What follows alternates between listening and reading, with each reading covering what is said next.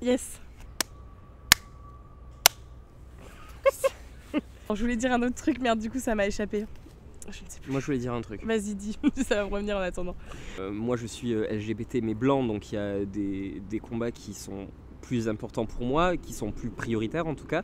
Je sais qu'une personne hétéro-racisée va du coup parler de ses combats à elle, qui seront pas les mêmes que les miens, et forcément de loin je me dis ah ouais, donc cette personne elle en a rien à foutre des trucs LGBT, mais en même temps elle est pas concernée, donc forcément quand tu le vis pas au quotidien, voilà. C'est ça qui est difficile quand on parle de communauté, c'est que forcément les personnes cis gays vont pas, même si elles sont pas contre des combats trans, c'est pas les premiers combats qui vont leur venir et à surtout, l'esprit. est-ce que vraiment on peut lutter quand on n'est pas concerné en fait? Moi c'est une vraie question que je me pose aussi, parce que j'ai pu avoir ce passage là de je suis ultra intersectionnelle et nique le racisme et tout ça, et au bout d'un moment je me suis dit mais en fait tu comprends rien aux questions de racisme parce qu'en fait tu l'as jamais vécu. Les gens au bout d'un moment qui arrêtaient pas de dire genre voilà je suis trop woke, nique le racisme et tout, au bout d'un moment genre vous finissez par être pareil de ce truc de comme je suis pas raciste, je suis vraiment une personne trop bien. Et au bout d'un moment, moi je pense être un peu passée par là, ce truc de je suis ultra woke et je suis blanche et pourtant je comprends, tu vois. Alors que non, en fait, occupe-toi peut-être des trucs qui te concernent vraiment et sur lesquels t'as une légitimité et t'as un vécu, t'as une expérience, t'as quelque chose en fait de concret. Donc j'essaye voilà, de me faire un peu mes armes toute seule, etc. Et de me dire en effet, déjà si chacun s'occupe un peu de ses oignons, entre guillemets, c'est déjà pas mal en fait. Et en fait l'intersectionnalité, c'est pour ça que c'est un concept qui est quand même assez flou et assez difficile à atteindre dans les faits. Et c'est pas pour rien aussi que l'intersectionnalité, c'est un terme qui est beaucoup repris par des féministes blanches. T'as des gens qui vont te dire oui, toutes les personnes cis sont transphobes et tous les blancs sont racistes en fait. Dire. Et en fait, moi au début j'étais en mode non, et après je me suis dit mais Louis, c'est exactement ce que tu reproches à n'importe quel mec de dire not all men, et là tu fais du not all white, et ouais, not all cis, not all white, et après je me suis dit ok en fait, bah si t'es cis, t'es blanche. Et donc en effet en plus l'intersectionnalité c'est un concept qui vient des afroféministes en plus à la base, et qui est donc repris beaucoup par des féministes blanches qui en fait au final peuvent pas être tant intersectionnelles que ça, et c'est pour ça que ce terme je l'utilise de moins en moins, parce que je pense c'est touchy quoi comme Alors, sujet du coup, quoi. Est-ce que c'est pas là qu'il faudrait parler de communauté? Je parle pas forcément sur internet ou dans des sphères militantes, mais par rapport à la vraie vie, Non, je vois. où il y a des hétéros partout, cis, qui ne comprennent rien à tous ces mots, et voilà, quelqu'un qui dit un truc transphobe, etc. Est-ce que c'est pas là le moment où tu te dis, là je dois montrer qu'on est une communauté LGBT, et que c'est ce moment-là où je dois en profiter pour montrer que ce combat... on est tous là ensemble, tu vois. Est-ce qu'à ce moment-là, est-ce que les hétéros auraient pas la même démarche de dire on soutient Enfin, est-ce que vraiment en tant qu'LGB, on a plus de légitimité à ça, à soutenir les personnes trans, à être en mode we know that feel, alors que finalement non. Non, mais est-ce que les gens en face nous donnent pas cette légitimité, et du coup on peut en profiter, que aux yeux des autres, que comme du coup, on est du même tu peux te servir de ça en disant moi aussi je suis LGBT, donc tu vas te calmer, non, tu vois. Je pense que oui, parce qu'en effet, t'as raison, on est perçu comme étant un peu du même groupe social et de la même herbe, la même mauvaise herbe, tu vois, genre les gens un peu étranges qui vivent dans des codes autres que ceux qu'on nous a appris depuis tout petit. Enfin, je sais pas. En fait, je crois que j'ai pas de réponse à cette question. je reconnais de pas avoir réfléchi. Sur notre chaîne YouTube, on adore poser des questions, mais sans pas donner avoir de réponse. Je sais pas si y a vraiment une réponse à cette question. Parce qu'en fait, ouais, c'est compliqué. Moi, je sais. Et la réponse est non, il n'y a pas une réponse à cette question. Ouais. Il y en a plusieurs, car la vie est complexe, les gens sont complexes. Tout n'est pas monolithique. J'ai sorti un mot de plus de 5 syllabes. Le monolithique, c'est pas du genre, tout, ça fait 4 syllabes. Monolithique, c'est genre une pensée... Comme la pierre. Monolithique. Non? Dur, du coup, c'est une pensée opaque, tu vois. Je sais pas, Comme un monolithe, voilà. Moi, pour moi... Un monolithe. Je sais pas. Un monolithe, c'est genre une grosse pierre qui est genre Pour boum. moi, je dis une vision monolithique des choses, c'est un truc que je dis souvent. Vous avez une vision monolithique de la femme. Un monolithe, tu vois ce que c'est? Unilatérale. Exactement. Parallélépipédique. Rectangle. Merde, c'est pas ça. Voilà. Non mais... C'est une vision un peu pythagorienne au fond. Théorème de Pythagore, triangle rectangle. Théorème de Thalès, triangle isocèle. Je crois que c'est ça.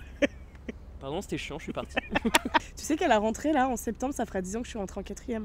4e, c'est quand j'ai commencé genre à avoir mes règles, ma puberté vraiment fort. À être une femme. Ça fait 10 ans que je suis une femme.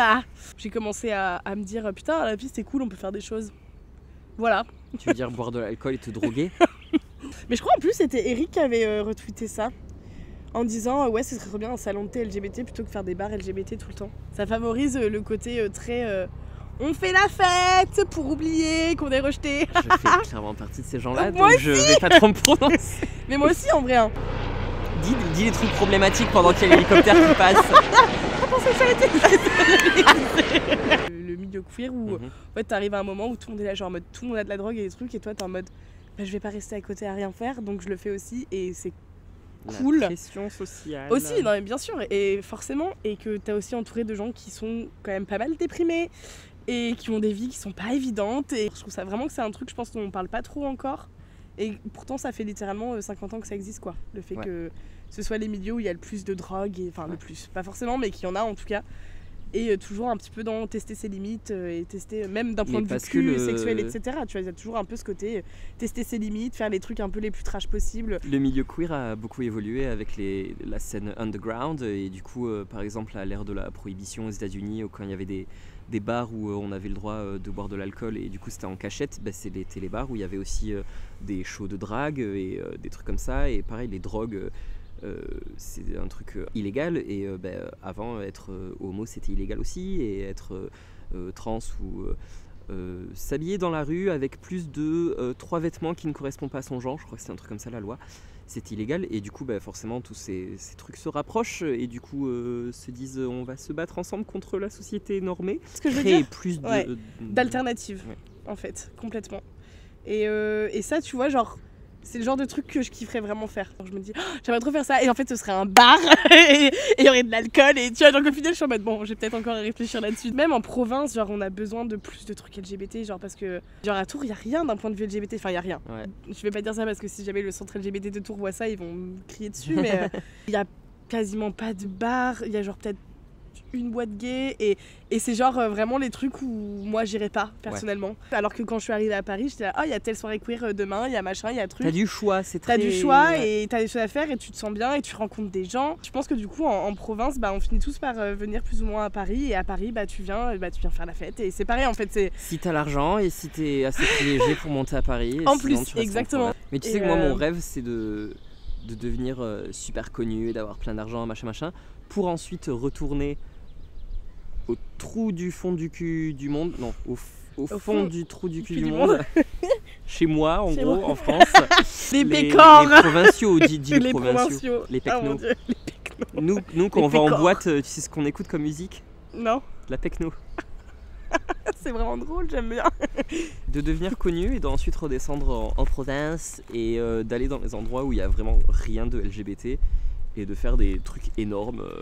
Mais c'est dur en même temps. Ces gens qui n'ont rien, comme moi je n'avais rien avant de monter à Londres. J'ai travaillé pendant 4 mois, j'étais en stage dans une asso LGBT et rien que d'organiser des permanences juridiques sur les questions d'homophobie et transphobie, ce qui était vraiment mon taf, c'était d'organiser des permanences comme ça en Île-de-France, donc la région autour de Paris. En fait c'était extrêmement dur parce qu'il y avait plein de gens qui disaient genre mais personne va venir en fait parce que soit ils assument pas parce que c'est encore très mal vu dans certains milieux d'être homo, ne serait-ce qu'homo, alors quand t'es trans n'en parlons pas quoi, soit ils vont pas être out, soit ils vont partir du principe que ça les concerne pas. Tu dis que c'est en faisant que ce soit plus visible que les gens vont plus s'assumer, mais en même temps comment les amener à assumer, tu vois genre c'est un espèce de cercle vicieux qui est très dur. S'assumer, c'est aussi parce que ça passe par la représentation et voir d'autres gens comme toi. Et c'est ça aussi, si t'es tout seul, tu te poses encore des questions de est-ce que je suis une créature Oui, je suis en train de niquer ton plan, je sais pas où est mon feu là. Est-ce que je mérite d'être sauvé ou est-ce que je devrais avoir honte de moi? Et quand tu vois d'autres gens, tu te dis ah en fait je peux faire quelque chose. Oui, c'est vrai. Voilà. Quand t'es plus là, le plan il est vachement plus sombre. Ah, bon. Tu apportes la lumière. J'apporte la lumière.